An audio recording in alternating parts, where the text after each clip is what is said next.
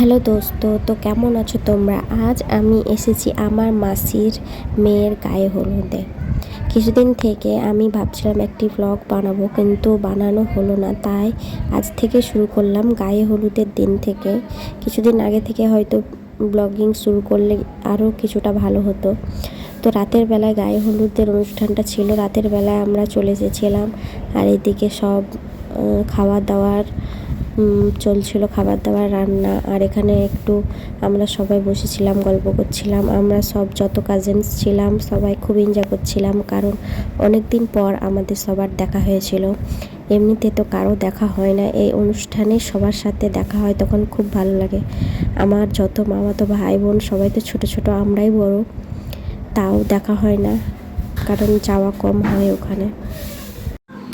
তো সব কিছু মিলিয়ে খুব মজাই হচ্ছিল। আর এই দেখুন, এইখানে বসবে, এটা একেবারে গ্রামের পরিবেশের একটা গায়ে হলুদের অনুষ্ঠান। আপনারা হয়তো ভাববেন যে অনেক ছোটোখাটো অনুষ্ঠান, কিন্তু এরকমই হয় গ্রামের যেগুলো অনুষ্ঠান, বেশিরভাগই এরকমই হয়।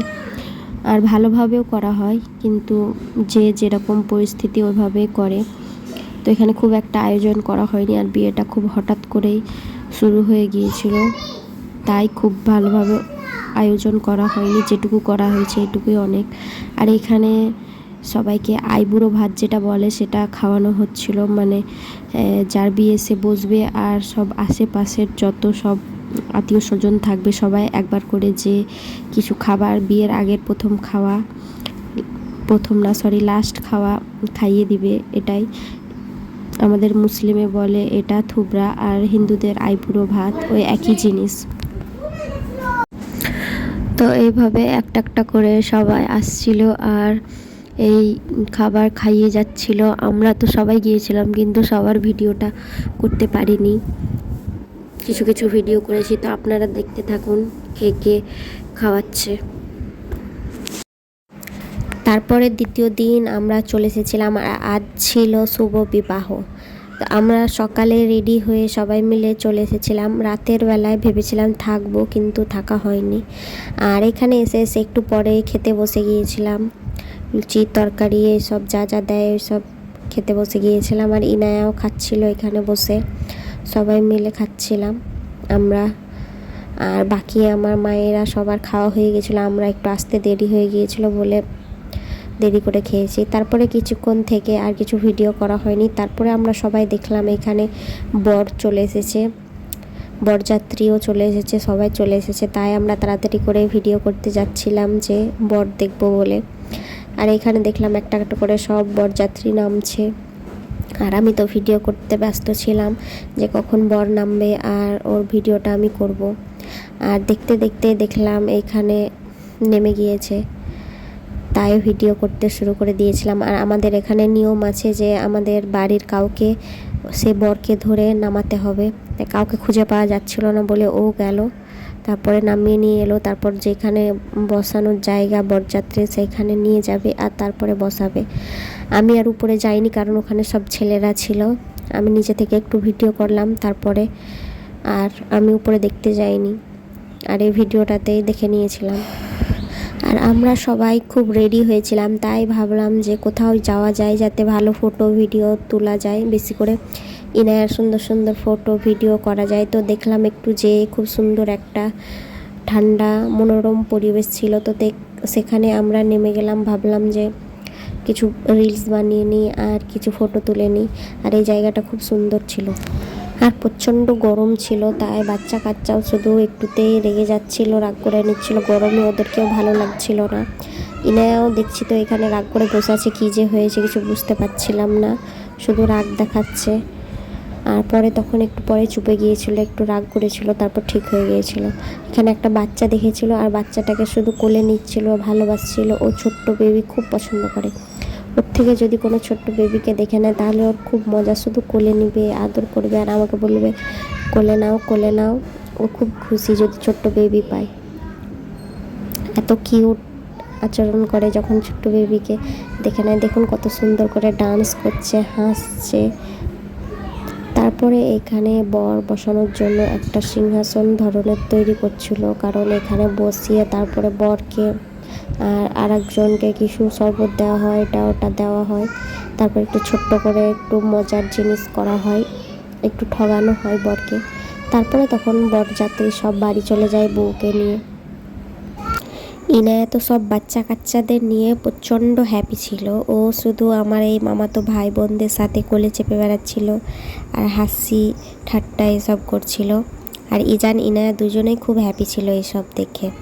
আর এগুলো ওদের কাছে খুব নতুন ব্যাপার, এর আগে ওরা এরকম দেখেনি, তাই ওরা তো খুব এক্সাইটেড ছিল এসব নিয়ে। আর আমরা তারপর এখানে দাঁড়িয়েছিলাম, আর সব যারা কন্যে ভাই বোন বা সব ফ্যামিলি মেম্বার তারা কিছু কিছু এখানে জিনিস দেয়, খাবার খাইয়ে দেয়, এইসব চলছিল। আর আমরা এখানে দূরে থেকে দেখছিলাম, কারণ প্রচণ্ড ভিড় ছিল। আর এখানে মিষ্টি খাইয়ে দিচ্ছিল। তারপরে কিভাবে দেখলেন ঠগালো, মিষ্টি দিয়ে আবার নিজে খেয়ে নিল। এরকম গ্রামের অনুষ্ঠানে এরকম হতেই থাকে। আর যে জলটা দেওয়া হয়েছিল সেই জলটা ছিল লবণ দেওয়া জল। সেই লবণ দেওয়া জল খাইয়ে দেওয়া হয়, আর সেটা বুঝতে পারে না ওরা। এ দেখুন কিভাবে ফেলে দিল লবণওয়ালা জল, তারপর নর্মাল জল খাচ্ছে। তারপর বর বউকে এখানে সামনে বসিয়ে দেওয়া হয়েছিল। আর সবাই তো ভিডিও ফটো এসব তুলতে ব্যস্ত ছিল, কারণ এই মোমেন্টটা আর আসবে না, তাই সব ক্যাপচার করছিল কেমন লাগে। তারপরে এখানে যখন সব হয়ে গেল, সব বেলুন ফাটাতে ব্যস্ত ছিল, একটাও বেলুন রাখলো না।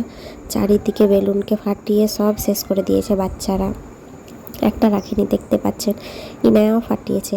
আর এখানে তারপরে আমার বোনকে তুলে দিচ্ছে ও আমার জিজুর হাতে, ওর এটা বাবা। আর প্রচণ্ড কাঁদছিল, সবারই এরকম বাবারা কাঁদে, কারণ এইভাবে এতদিন তাকে মানুষ করলো, এত বড় করলো, তারপরে এখন তুলে দিচ্ছে অন্যের হাতে, তাই খুব কাঁদছে, কষ্ট পাচ্ছে। একটা বাবার জন্য জীবনের সবথেকে কষ্টের মোমেন্ট হলো এই জিনিসটা। এই সময় সবথেকে বেশি বাবারা কষ্ট পেয়ে থাকে, আর প্রথমবার হয়তো কাঁদে। আমাকেও দেখে খুব মায়া লাগছিল।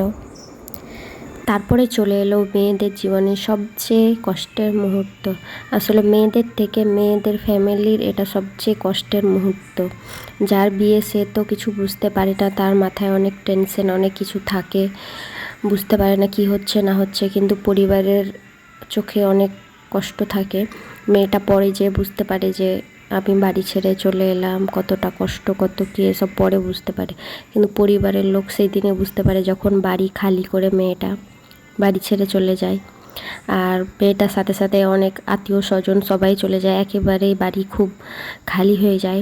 হঠাৎ ভরা বাড়ি থেকে একদম খালি বাড়ি হয়ে যায়, তখন সেই মুহূর্তটা অনেক কষ্টের হয় মা বাবার কাছে, তার পরিবারের কাছে। তারা অনেক কান্নাকাটি করে, খুব কষ্টে থাকে। তারপরে আস্তে আস্তে তখন সেই জিনিসটা মানিয়ে নেয় পরিবার, মেয়েটা, সবাই।